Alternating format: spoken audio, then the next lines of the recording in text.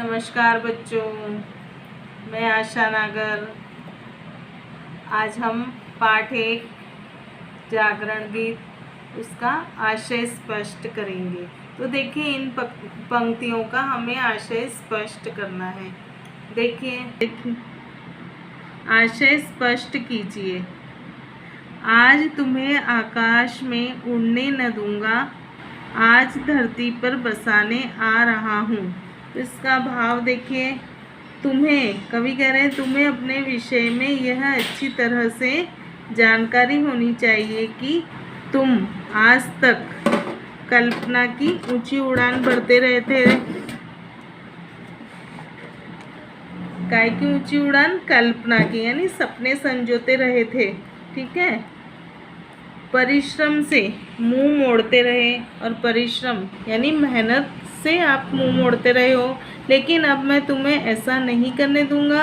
अब तो मैं तुम्हें जीवन की वास्तविकता बतलाने और समझाने के लिए तुम्हारे पास आ रहा हूँ। ठीक है, फिर देखिए नेक्स्ट। बिंदु बनकर मैं तुम्हें ढलने न दूंगा, सिंधु बन तुमको उठाने आ रहा हूँ।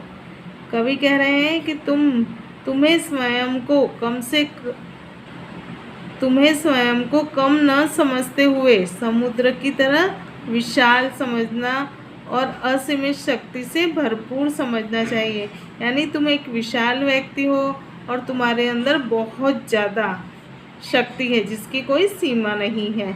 अगर तुम ऐसा नहीं समझते हो तो मैं तुम्हें एक बिंदु के समान जीवन जीने की स्थिति में नहीं रहने दूंगा। यानी कि तुम एक छोटे से बिंदु बनकर जीवन नहीं जी सकते हो। तुमको क्या बनना पड़ेगा? विशाल समुद्र, है ना, सागर बनना पड़ेगा जिसका कोई अंत नहीं होता।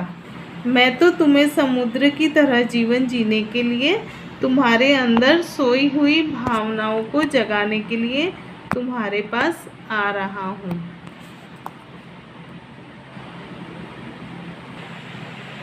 हाँ बच्चों, हमने भाव स्पष्ट देखा इन पंक्तियों का।